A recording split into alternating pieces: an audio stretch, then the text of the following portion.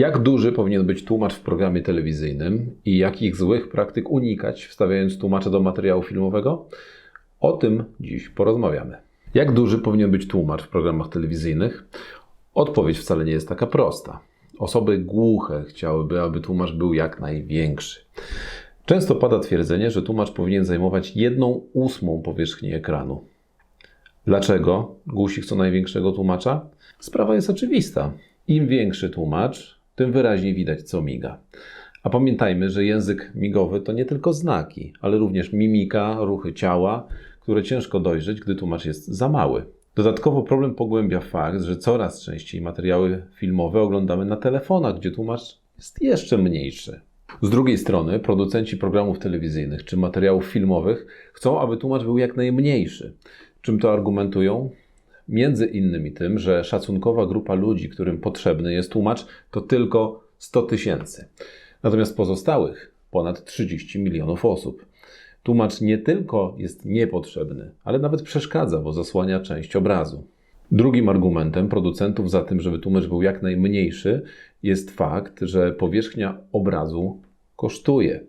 Miejsce, gdzie jest tłumacz, przecież mogłoby zająć logo sponsora programu, podpisy do programu czy tak zwany product placement. A nawet najmniejszy tłumacz zasłania część programu, co w filmach może znacząco wpłynąć na odbiór danej sceny. Jakie jest więc rozwiązanie tej kwestii? Na pewno potrzebny jest tu rozsądek i trochę pójście na kompromis, zarówno przez głuchych, jak i przez nadawców. Sama wielkość tłumacza też powinna być zależna od możliwości każdego konkretnego programu. Niestety, nawet duży tłumacz nie rozwiązuje w pełni problemu. Przyjrzyjmy się kilku sprawom, z którymi niestety można często się spotkać, a które bardzo utrudniają odbiór treści przekazywanych przez tłumacza języka migowego. Jednocześnie są to problemy, które bardzo łatwo jest wyeliminować z codziennej praktyki. Pierwsza ze złych praktyk to złe kadrowanie tłumacza. I nie chodzi tu o jego wielkość, a o sposób wykadrowania postaci. Często można się spotkać z kadrem, gdzie tłumacz jest widoczny od kolan wzwyż. Tylko po co? Tłumacz przekazuje treść, robi to za pomocą rąk, mimiki, całego ciała, ale powyżej pasa. To, co jest poniżej pasa, jest naprawdę niepotrzebne widzowi. Zdarza się więc sytuacja, że owszem, tłumacz zajmuje preferowaną przez większości głuchych osób 1/8 powierzchni, ale wciąż jest słabo widoczny właśnie przez zły kadr. Często jest też tak, że tłumacz siedzi, co jest normalne, bo czasami nagrania trwają wiele godzin. Jeśli siedzącego tłumacza wykadrujemy poniżej pasa, to efekt jest taki, że na pierwszym planie mamy kolana, a dopiero później tłumacz. Wygląda to fatalnie, zwłaszcza jeśli kamera ustawiona jest za nisko. A właśnie, na jakiej wysokości powinna być kamera? Na takiej, aby tłumacz mógł patrzeć prosto w kamerę, naturalnie patrząc przed siebie. A więc nie w dół, nie w górę, tylko na wprost przed siebie. Często można spotkać tłumaczenia, gdzie tłumacz ma kamerę za nisko. Najczęściej są to tłumaczenia online, gdzie tłumacz korzysta z kamerki w laptopie, a laptop z przyzwyczajenia stawia na tyle nisko, żeby mógł swobodnie, wygodnie na nim pisać.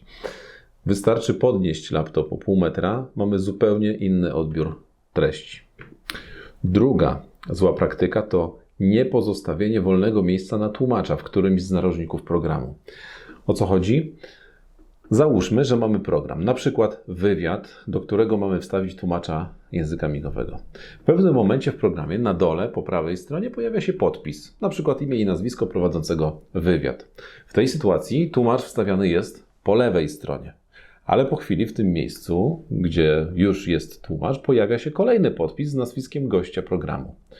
I co teraz? Czy tłumacz ma pozostać po lewej stronie, zasłonić ten podpis, czy przenieść go z powrotem na prawą stronę i zasłonić nazwisko prowadzącego?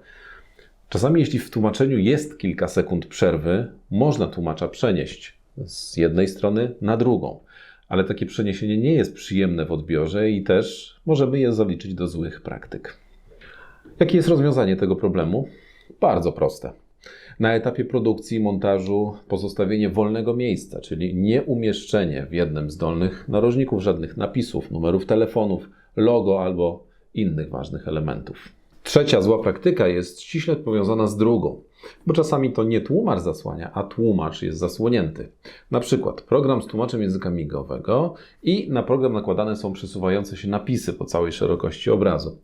Mogą to być napisy z jakimś ważnym wydarzeniem, które właśnie ma miejsce, czy zwykły napis informujący, że jest to powtórka programu. A przecież takie napisy można wyświetlać tylko na części ekranu, tak żeby nie zasłaniały tłumacza. Czwarta zła praktyka, której wielokrotnie byłem świadkiem. Wyobraźmy sobie, że jest zaplanowana konferencja w jakiejś ważnej instytucji, na przykład w ministerstwie. Na konferencji jest minister, jego zastępca, czy inni pracownicy, czy współpracownicy. Są dziennikarze, pracownicy techniczni i zaproszony jest również tłumacz języka migowego. Tłumacz specjalnie stoi w miarę blisko osoby przemawiającej tak, aby w kadrze w telewizji tłumacz również był widoczny. I co się dzieje? Zaczyna się konferencja transmitowana na żywo w telewizji, w internecie i kadrowana jest tylko osoba przemawiająca. Tłumacz pozostaje poza kadrem. Wychodzi na to, że tłumacz tłumaczy tylko i wyłącznie dla osób przebywających na miejscu. Oczywiście żadna z tych osób nie jest głucha.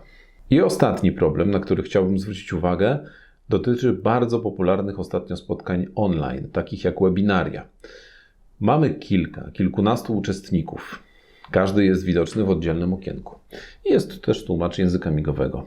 Wszystko super. Do czasu. Do czasu, aż na potrzeby danej wypowiedzi ktoś zaczyna udostępniać multimedia. I co się wtedy dzieje? Multimedia najczęściej wypełniają cały ekran, zasłaniając pozostałych uczestników spotkania, a to oznacza, że tłumacza również nie będzie widać. Warto więc przed rozpoczęciem takiego spotkania sprawdzić, jak działa funkcja udostępniania multimediów w programie, z którego korzystasz. I na koniec dobra praktyka. Praktyczne rozwiązanie, gdy chcemy przygotować materiał filmowy w jak największym stopniu dostępny dla osób niesłyszących. Wtedy dobrym rozwiązaniem może być zmniejszenie rozmiaru obrazu wideo. Co uzyskujemy w ten sposób? Po pierwsze, tłumacz może być naprawdę duży i to bez obawy, że zasłoni fragment filmu. Po drugie, za tłumaczem możemy wstawić tło jakiekolwiek chcemy, na przykład jednolite tło o neutralnym kolorze. Dzięki temu, co dzieje się za tłumaczem, nie rozprasza, nie przeszkadza w odbiorze treści w języku migowym.